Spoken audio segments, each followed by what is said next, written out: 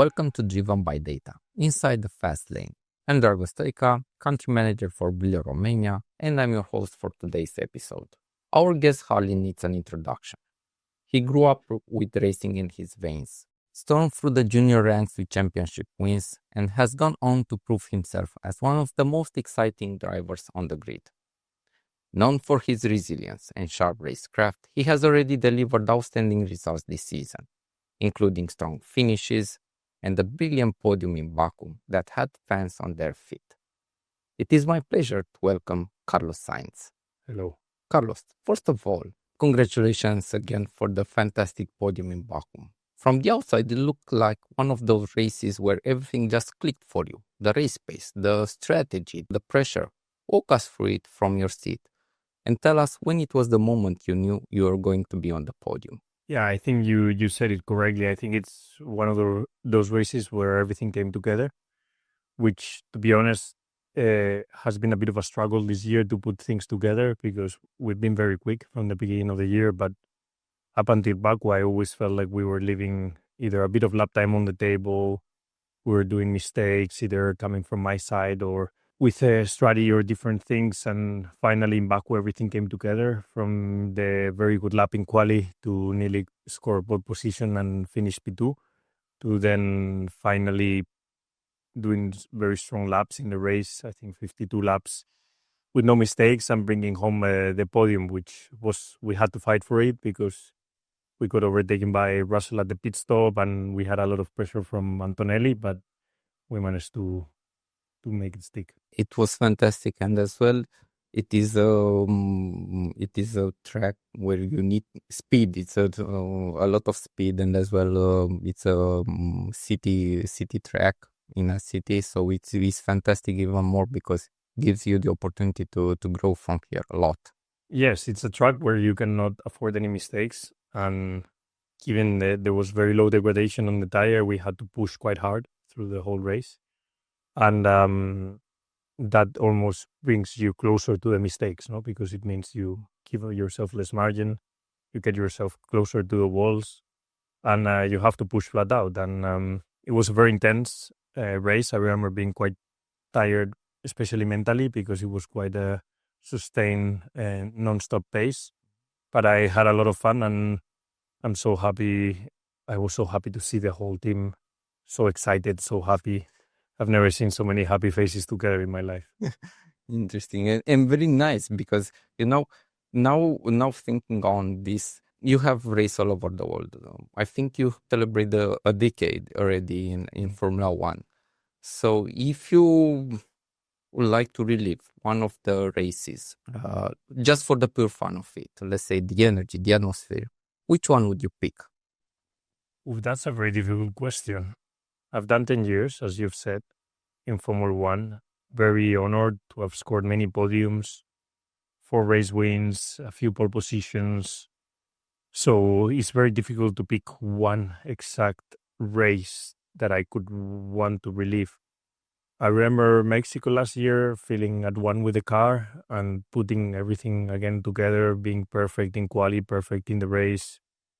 And that race also included a good overtake on Marks at the end of the straight. So that had a bit of everything. So maybe, yeah, that was the most fun one. I'm looking forward to see how it will be this season, right? Let's see what I can do in Mexico, yeah. Now, moving forward, we know that every fan hears about data being the secret weapon in Formula One. From you as a driver, what is one piece of data you are looking at and tells you that you are ready for this race? So for me, the main piece of data that we look at is mainly the telemetry of your teammate. So through the weekend, you keep comparing yourself against your teammate, because he's the only guy that is, in this case, Alex, has the same machinery as me. It's just the only thing that changes is the driver. You can see clearly his strengths and weaknesses, and you always try and elevate yourself by copying his strengths and improving your weakness. No? And that makes me quicker. Then I go quicker, and that makes him quicker. So we are in constant pursuit of perfection by mixing both of us or both of our talent together. That's why for a team like Williams or a team that is trying to fight for world championships in the future, it's super important to have two very skillful, competitive guys that they're going to push each other to the maximum. At the same time, it's important to respect each other, no, and be respectful to your teammate. But having a competitive teammate always makes you quicker. Definitely. And with the teammate comes as well the engineers, the colleagues that helps you to and shows you a lot of graphs, a lot of numbers and charts. Let's say you have only 5 seconds before getting in the car. What would be the one number you would ask them to show you? I would ask them to show me the 2 or 3 corners or the sector of the circuit where I'm slower. Okay. So if I'm quick, I don't need to, I know why I'm quick. I've just done the lap.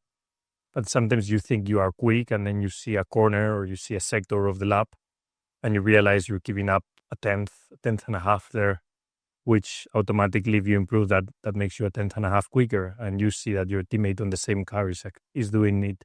So you say, if he does it, I can do it. So that's where just before going out on track, we check that sector number, maybe give a last check to the weather, wind, track temperature, just to see that the conditions are stable before you take your final decisions on what you do with your switches on the steering wheel or the front wing, and then we go.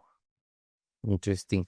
And what I have seen as well, especially when it comes to practice, which are very important. When it comes to this type of practices sessions, what is the key information that you focus on, and how do you, let's say, process it quickly enough in order to adapt your driving style for the rest of the session? Well, there is where we have very good engineers in Formula One that help us, let's say, understand the data the best we can. Obviously, I'm not an expert when it comes to computer data, etc. Obviously, I have 10 years of experience, but it's thanks to all the people at Williams that are working both at the track and at the factory, interpreting data, interpreting everything they see on more than 1,000 sensors that we have in the car, that they can then translate that data to the driver and say, we think if you go in this direction with the setup or you go in this direction with the driving, you're going to extract more performance out of the car. So it's not only down to me, but all the individuals in Williams are good at understanding the data to, let's say, spot all the clues that the data gives us to then follow a road. A driver has an instinct on why the car is doing something and that we don't like, or why is the car not performing the way it should perform in some areas of the circuit. But I always try and spot in the data why it's not. And I always try and point at the data and point the engineers towards an area of the track where I think we need to put special emphasis or special analysis into, no? And I think without data, you can give as much feedback as you want, that it's going to be very difficult to, let's say, prove my point, no? But it's thanks to the data that you can almost like find the evidence and prove your point, and then thanks to that data, the engineers will find a solution. And always I have seen that data drives Formula One. Nevertheless, you are known for making instinctive calls. What is the last example where you're following your gut instead of charts, and it paid off big? I guess the most recent example is Singapore.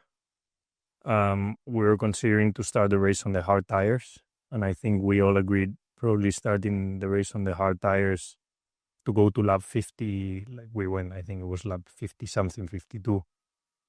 It was probably the best solution to our race. And I asked the team, given the experience I had in Baku with the hard tire, I said, I think the medium tire is actually the same, as quick as the hard tire, and can go as long as the hard tire. And maybe it gives me a bit more grip at the start in case I can get a few positions at the start. And in the last minute, we changed to starting on the medium tires because my instinct told me that anyway, a medium tire will still make it to lap 52 if I manage it correctly. And that's exactly what happened. And then the race finished. And I remember going back to the team and saying, And in the end, we made the medium look like a hard, which is exactly the phrase that I told them before the race in the strategy meeting. I said, I think the key of this race is trying to make the medium look like a hard tire. And that was pure instinct. When I woke up on Sunday, I said, this is what I think we should. And it paid off quite big. Or a fantastic point you took in Singapore. Yeah, we needed a very good strategy and a very good race execution to get a point. And I think the interesting thing is that there were no safety cars, which normally is what helps you in these kind of situations. And in Singapore, I think in the last 2 years were zero safety Which cars. is strange because normally it's quite a chaotic race, but in this case there was, as I said, no safety cars, no external factors helping us, no DNFs, no one had incidents or anything. So we needed a perfectly executed race, and that's exactly what we did. Congratulations on it. It hasn't been shown on the TV the last laps when you overtake drivers, so it was fantastic. It was a fun end to the race. It was 10 laps flat out, pushing like crazy to try and overtake as many guys as possible. And then when they told me over the radio that there was the possibility to get the last point, we went for it and we achieved it. Congrats again. Thank you. Brillio is all about accelerating decisions with data and AI. For a driver like you, how has technology changed the way you prepare compared with when you came first in the Formula One? For me, the biggest change or the biggest development has been knowing how to use data for my advantage and knowing how to understand data in the best possible way to exploit all my strengths and weaknesses. No, for me, data analysis is something that has become almost like it should be almost mandatory now in, let's say, the school of motorsport.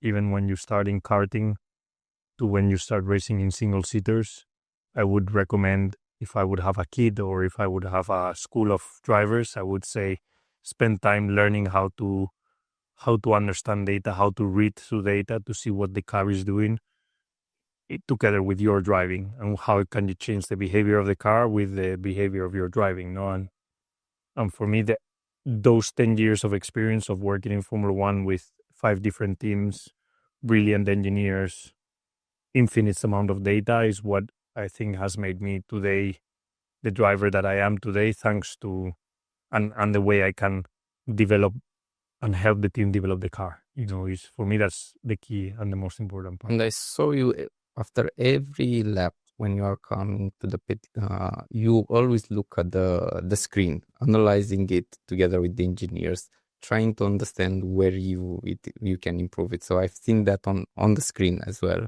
I think you are investing a lot of time on this one, right? Yes, because in the end you can use data for the short-term solutions. In this case, it's the screens that you see when we come back into the pits. That's where I look at Alex's onboard laps, Alex data compare, sector times, and that's where I get the instant benefit from data, where the next lap that I go out, I will be immediately quicker thanks to that data analysis. But then there's the long-term data benefit, which is maybe if we've been weak during a whole weekend in turn 9 in Singapore, for example, and we've been seeing that all of our rivals were 2/10 quicker than us. When I mean all is the 18 other teams, 18 other drivers, it means our car has a fundamental weakness in turn 9, because neither Alex or me pushing flat out the whole weekend, we managed to match what our rivals were doing in turn 9. So we need to go into the data and dig deep into the data of turn 9, analyze exactly a point in the corner where we are not able to match the speed of our rivals, give this set of data to the team back in the factory, back in Williams, as a perfect example of the type of corner that our car is not quick enough and it's not yet at the standard that we want it to be. So you have short-term success from data, and then you have long-term benefit. And that means that from now on, the car will be developed trying to improve the characteristics of a turn 9, let's say, rather than a turn 8 where we were the quickest. So Brillio is Atlassian Williams Racing official digital transformation partner and official data and AI services partner. From a driver's seat, how do you see this type of partnerships making a difference for you and for the team? I think Brillo right now for us is a fundamental part of our business, of our sport, and of our development, mainly because with the way Formula One is developing, we need this kind of technical partners also, given the fact that nowadays the amount of data that we collect from a Formula One car is infinite, and the amount of softwares that we have is infinite. We need a technical partner that helps us understand how to exploit the maximum out of all these new technologies, no? And Brillo exactly gives us that opportunity. Thank you for letting us know. And now moving forward, at Brillio, we are all about turning raw data into real decisions. As a driver, how do you feel that impact? Whether it's better prep, whether it's smarter strategy, or just helping you to push harder on the track? Probably all the above, in the end is an key important part of the weekend for us is the preparation for the weekend, how to get to a Formula One weekend the best prepared as possible. There's weeks of preparation that starts maybe months before the race itself, where we need to prepare all the set of data, all the set of analysis. Then it's decision making, fast decision making. That's normally more once the weekend starts. We need all the most smart, fast decision making in the least amount of time possible. It's incredibly difficult because you are under a very high pressure environment. Also, you can tell the human factor of it. You start getting tired through the weekend, so you need the tools to help you take those decisions. And with Brilio, we have exactly all these three combination of things that help us perform better on an F1 weekend. You have earned your reputation being relentless, always fighting, never giving up. Where do you think this mindset comes from? I think it's deep down in the mindset of every human being. I think you just need some fire inside of you to extract it. But I do think the human race in this case is relentless, and it's there to fight when you have a target and when you have a motive or when you have an objective. You just need to find in yourself what I think is worth fighting for in your life and what you really want from your life. And I think normally that triggers the instinct to have the fight and the grit in you, And for me, I'm so passionate for what I'm do. I love racing so much. I love being competitive, being at the pinnacle of motorsport. That doesn't matter how many setbacks I'll have in my career. I feel like I'm so motivated that will trigger me to always go find something. And you always proved you come back and you are even better than in the past, I have seen that at every team you've been. Yes, because I have the experience of many times going through a tougher time and then how good it tastes, the other side, the good side of when you overcome a difficult moment. And It's Twitter, right? Yeah, for example, but I have many other examples in my career that you go through a tough time and then suddenly you find ways to overcome it. You analyze, you get better, and you always find a way forward. That, and the taste of that is so good that motivates me. That when I'm going through a bad time, I am like, I know this is then gonna taste even better when I come out of it, and so far it's always been the case, and that's why I motivate people at home also to always think positively and think of how good it's gonna taste when you finally come out of a difficult time. Thank you for sharing this, because we all need to learn this type of things from you, which are extremely important on a daily life. Now, let's walk a little bit through some rapid questions. I really want to keep you prepared for the next race. So just pure instinct, nothing to think on. Let's see how it goes. Okay.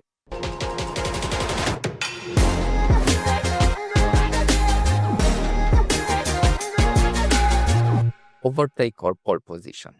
Pole position. Especially Monaco. Yeah, Monaco. But everywhere. F1 feeling like you're the fastest man in the world right now, it's a very good feeling. Like you know, if you are on pole in Formula One, you are the best out of 20 over one lap, and no one can go quicker than you around that circuit in the world, because we're, in theory, the best in the world. No? So it's a good feeling. Now, even a harder one. Night race or day race? Day race. I'm not a big fan of night races. Nevertheless, Singapore? Yeah, but I prefer the standard day race. It's okay to have some night races. Monaco yacht party or dinner with family? Dinner with family. One Spanish phrase that every Formula One fan should learn it. One Spanish phrase. I learned something from you, but I'm letting your instinct to let us know.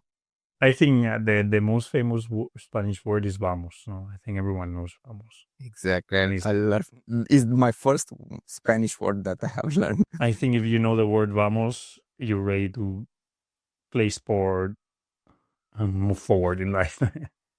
And what I can tell you, separately to Spanish, I learned motor operator. Now something more personal. Okay. If you had to teach me one skill race and you had only 10 minutes, which one would you? One skill about racing. About racing. I would teach you how to use the brake pedal correctly, because there's a lot of the lap time that we produce in racing is with the brake, and how you use the brake to stop the car, but also to balance the car. I think if you know how to use the brake, you have a lot of the driving done correctly. And I was expecting to show me the acceleration. Acceleration, everyone knows that if you press it, the car goes forward, and if you lift, the car stops going forward. But people don't understand how you can manipulate the balance and the car with the brake pedal. I'm looking forward. Now, if a movie was made about your podium in Baku, what would be the name of it? Oof. I'd say Finally. Final Destination? Yeah.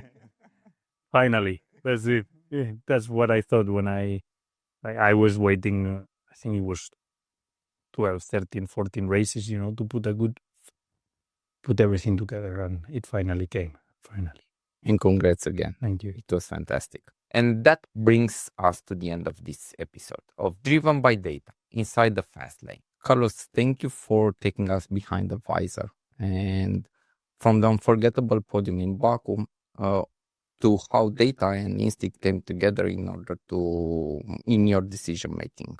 Thank you very much, guys. It's a pleasure to be here with you and share some good experiences about racing. On behalf of everyone at the Brillio, we are wishing you a lot of success in your next races. Thank you. I wish to meet some more Brillio people members in the future soon. Thanks so much, Carlos. And to our viewers, thank you for joining us. Stay tuned for more conversations where speed meets data and racing meets innovation. Until next time, I'm Dragos Stoica.